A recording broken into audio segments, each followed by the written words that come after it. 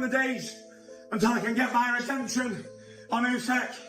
December the 21st is going to be my time. Counting down the days until I can get my redemption on Usyk. December the 21st is going to be my time. I've done everything in boxing, but I ain't come back from my loss. All the doubters, a lot of the journalists were saying that us is now up. There with all the legends of the sport, the Muhammad Ali, the Frasers, the Foremans. Do you know that Joe Louis has been one of the greatest and certainly the greatest of his generation? And I'm pleased they've said that cuz when Tyson beats him, no one can debate the fact that he's beat the best of his generation, which will make him the best of his generation. Can I do any better? I can be more focused, less clowning, and I think that's the rematch between the heavyweight titans is coming up soon, and the Gypsy King seems ready to take back the throne and glory that was taken from him earlier this year. On the other hand, the Ukrainian devil Alexander Usyk is not taking this rematch lightly either.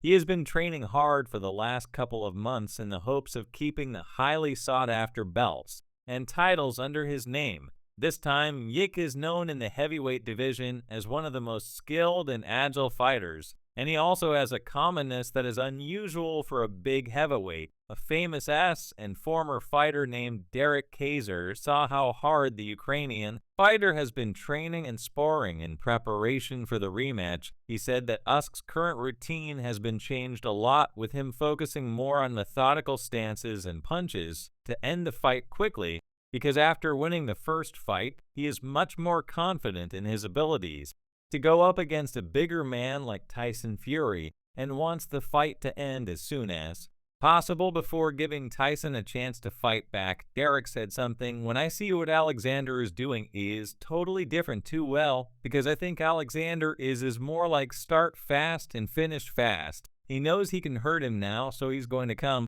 and try and hurt him, as he keeps on saying that I won't leave him alone." When talking about Tyson's game plan, Derek expresses some skepticism about the entire situation, pointing out that despite Tyson's intense training over the last several months, his sparring partners aren't really capable of supporting him and strengthening his argument. "I would love for Tyson to win, but those odds are not looking great right now. So do I think Tyson can beat you, Alexander?" Derek stated that after watching the videos that Tyson and his team post on social media, all of Tyson's sparring partners appear to be holding back and restraining themselves, which is making Fury more calm and relaxed. This is likely because he believes he might be getting better and better, which isn't a good thing, especially since he will be the challenger for the first time in his career.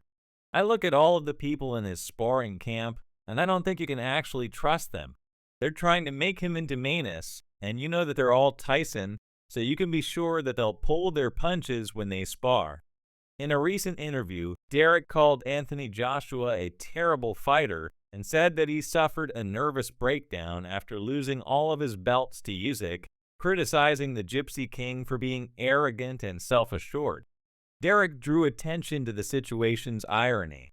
After losing his titles, Derek urged the fighter to be more humble and to take his opponents seriously, regardless of their background. "I've worked hard to get those belts, and you lost them to a smaller man after sending the L. What's it, the medal? No, you have to go send Theb. No, I have to send the Lanus bomber, yeah," he said.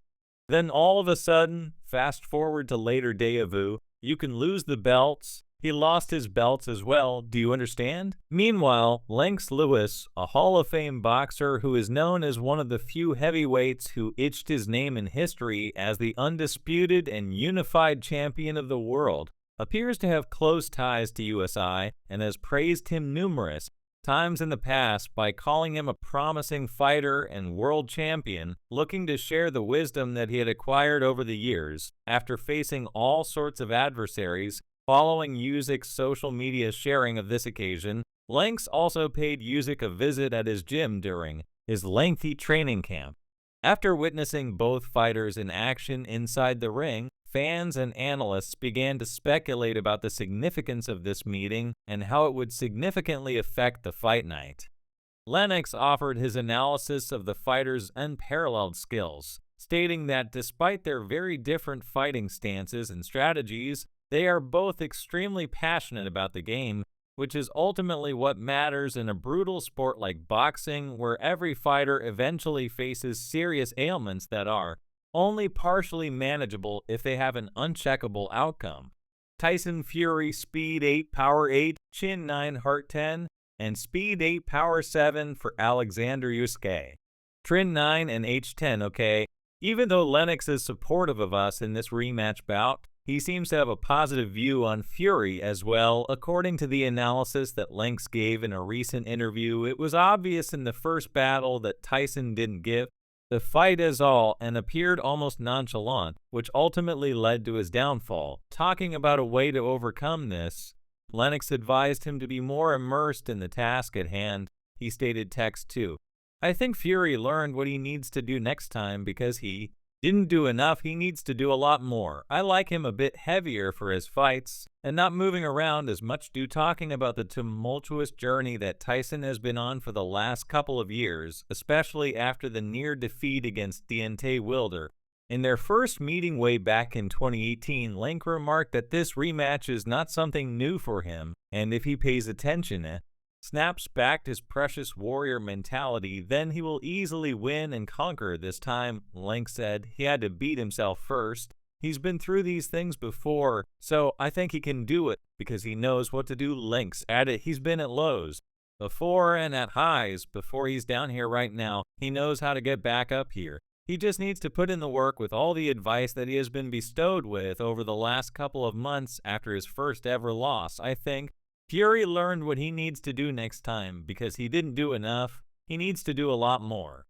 I like him a bit heavier for his fights and not moving around as much.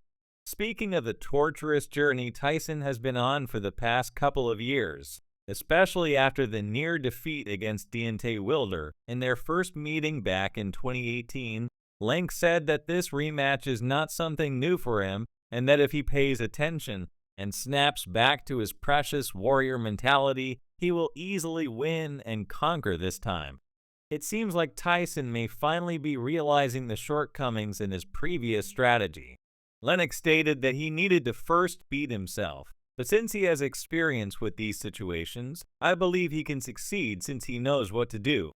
Lennox continued, I've been down here before, and I know how to get back up here with all the advice that has been given to me over the last couple of months after my first ever loss. I've been at lows before and at highs before. It appears as if Tyson might finally be seeing the flaws in his previous game plan, because after looking at the recent statements that fighter had made, it is important to note that this time around we might be looking at a more serious and motivated version of the Gypsy King, who has previously been shouted by an air of superiority and vanity. Better? Can I do any better? I can be more focused and less clowning. And I think that's enough. You know, maybe if he chucked that punch at me with a 100 times, maybe not done any damage, but you know the one time it didn't. In a recent interview, Tyson shed light on his strategy for the highly anticipated rematch with Usyk. While his overall game plan remains similar to their first bout in May, Tyson emphasized one key adjustment: maintaining a steady pace and ensuring his offense is in peak condition. This time I won't hold back like others do against technical fighters, he promised, assuring fans of an even more thrilling fight than the last. He shared his mindset at heading into the ring. It's all or nothing, me or him. I'm going in with my best effort, ready to swing and take my chances. Known for his knockout power, Tyson made it clear that he's not relying on the judges' scorecards. This time, I've got to end it decisively. No decisions, no room for doubt. I'm going in there to knock him out. Tyson made reference to the controversies surrounding their prior altercation. Split decision, which some conjectured was impacted by outside variables, such as the Ukrainian origins of the song. In order to prevent a recurrence of those discussions for Tyson, this fight is more than just a win, and he and his crew are totally focused on winning by stoppage. It's an opportunity to regain his belts and earn redemption following his defeat in May. Tyson began preparing even before the rematch was formally announced, and a large portion of his regimen has stayed the same. Recent images of the British fighter under wraps have revealed a larger and stronger physique. If utilized skillfully, This extra strength could provide him a major advantage on December 21.